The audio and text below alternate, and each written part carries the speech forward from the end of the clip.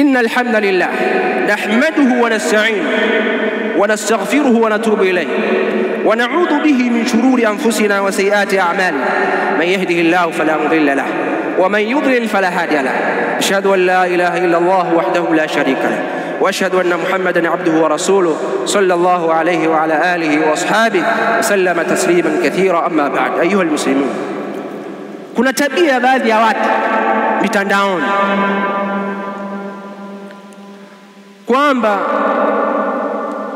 wanatukana mashekhe, kwamba kwa sababu mashekhe hawahamasishi watu kwenye uasi na kutukana viongozi, basi mashekhe ubwabwa, mashekhe njaa, mashekhe chawa, mashekhe sio nini. Ayuha almuslimun, mashekhe wanazungumza yale ambayo yametajwa katika dini yao. Hivi hadithi wewe unaionaje? Man arada an yansaha li dhi sultani fala yubdhi alaniya, anayetaka kumnasihi mtawala asizungumze wazi, bali nawapa hadithi ambayo ni ngumu. Kuna hadithi ambayo ni ngumu kweli kweli. Hiyo hadithi anasema Mtume sallallahu alaihi wasallam, fasma' wa ati', msikilize kiongozi na mtii. Wa in daraba dhaharaka wa akhadha malaka, hata akipiga mgongo wako na akachukua mali yako, msikie na umtii. Yani ukubali mali ichukuliwe, la huridhi, lakini usifanye uasi. Nifanye nini? Idai kwa njia nzuri, omba ni mali yako irejeshwe. Hawataki, basi utakuta kwa Allah subhanahu wa ta'ala mali yako, lakini usiwe wewe ni sababu ya kufa wengine au mali za wengine kwenda kwa sababu ya kutetea mali yako wewe mmoja, kwa sababu Uislamu unaangalia mwisho. Mwisho ni wapi? Mwisho ni akhera. Na hili nimelisema ili kuzungumzia sababu ya tatu miongoni mwa sababu za fukudani al-amn, at-taqlidul gharbi al-mutlaq, kufuata umagharibi moja kwa moja, kwamba sisi tuna tatizo la oya. Yani watu wengi, na mimi nazungumzia Waislamu, baadhi ya Waislamu wana matatizo ya oya, kwa sababu kitu kinasemwa sana kwenye mitandao, kwenye habari, basi naye anaingia kichwa mchungu na yeye anasema oya bila kuwa na tafakuri ya maana. Akisikia watu wanasema demokrasia, na yeye hizo, unaona unavunja demokrasia bwana. Sikiliza wewe, demokrasia na ilmania, secularism, hivi vitu vyote hivi vimekuja kuanzia karne ya 17 ndio vitu hivi vimekuja.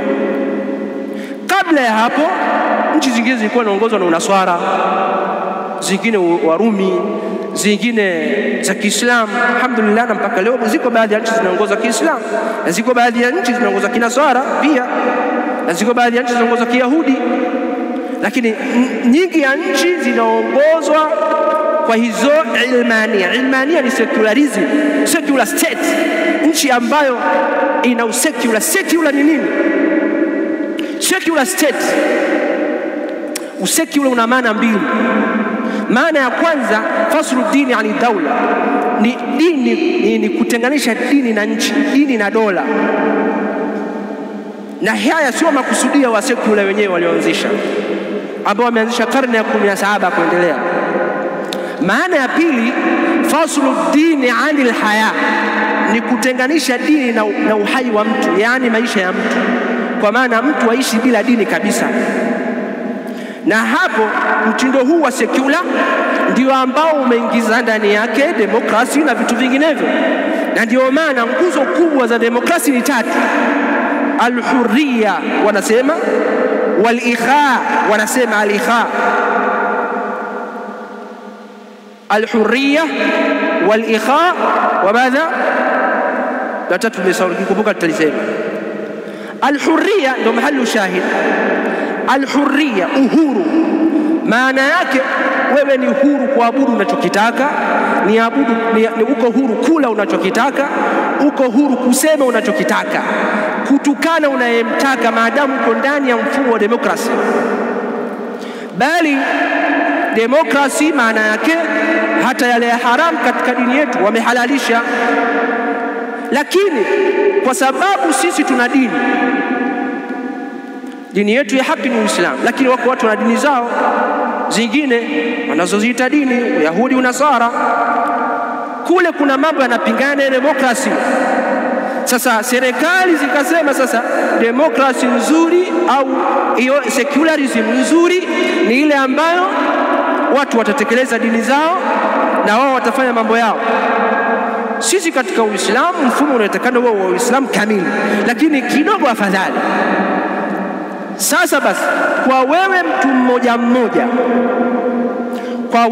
mmoja na dini yako, demokrasi au secularism imehalalisha pombe, wewe umelazimishwa kunywa pombe? Hujalazimishwa. Kwa hiyo unasema pombe haramu, na ndio maana tunasema hapa pombe haramu, lakini zinauzwa mtaani, kwa sababu mfumo wa kisecularism unasema pombe iwepo, mfumo wa kidemokrasi pombe iwepo.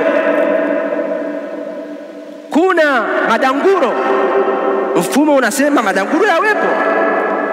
Wanawake wanatembea wanavyotaka, mfumo unasema watembee. Mfumo wa demokrasi ambao umetoka magharibi, Europe. Sisi katika haya ambayo tunayaweza tunasema ni haramu, haifai. Hata haya tusiyaweza tunasema ni haramu, lakini yakitendeka hatuna uwezo wa kuyazuia. Kwa hiyo tunasema hili halifai, ni haramu. Sasa kwa nini yale ambayo tunayaweza mengine, kama vile kwamba wewe umelazimishwa na mfumo wa demokrasi kuandamana, unasema ni mfumo, ijabu limeruhusiwa, hata kunywa pombe umeruhusiwa, mbona hunywi pombe? Hata madanguro yameruhusiwa, mbona ufanyi zina kwenye madanguro? Kwa hiyo si kila kilichoruhusiwa katika mfumo wa demokrasi wewe unatakana ukifanye. Maana yake ni kwamba maandamano haya ni haramu katika Uislamu kwa sababu yanaleta vurugu. Inqilabati, mapinduzi ni haramu katika Uislamu kwa sababu yanaleta vurugu. Kutukana viongozi na kuwashambulia haifai. Acha viongozi, kumtukana Muislamu wenzako haifai. Mtume sallallahu alaihi wasallam katika hadithi ya Ibn Mas'ud radhiyallahu anhu anasema, laysa almu'min billa'an wala bitta'an wala alfahish wala albadhi. Muislamu si mwenye kulaani au kutukana au mwenye kufanya maovu au mwenye maneno mabaya. Huyo sio mu'min aliyekamilika imani. Kwa hiyo ndugu zangu Waislamu, lazima tudumishe neema ya amani ambayo Allah subhanahu wa ta'ala ametupa. Hili ni takwa la Uislamu, ni dini, yani sio uchawa, ni dini. Na hawa ambao hawajui dini yetu ilivyo, wengine wanakuambia bora viongozi wa dini yetu, viongozi wa dini zingine, sisi mashehe zetu wanatuangusha sijui nini na nini. Soma dini yako, soma. Hao mashehe hawatu bali wako hivyo hivyo. Na sisi katika Uislamu wakitokeza watu kwa jina la dini kufanya ukhawariji tunakemea, na haya pia tunayakemea kwa sababu si katika dini ya Uislamu. نسأل الله سبحانه وتعالى السلامة والعافية. ربنا آتنا في الدنيا حسنة وفي الآخرة حسنة وقنا عذاب النار. اللهم ارزقنا علما نافعا وارزقنا التوحيد والإخلاص وأبعدنا عن الشرك والمحدثات. وصلى الله على نبينا محمد وعلى آله وسلم.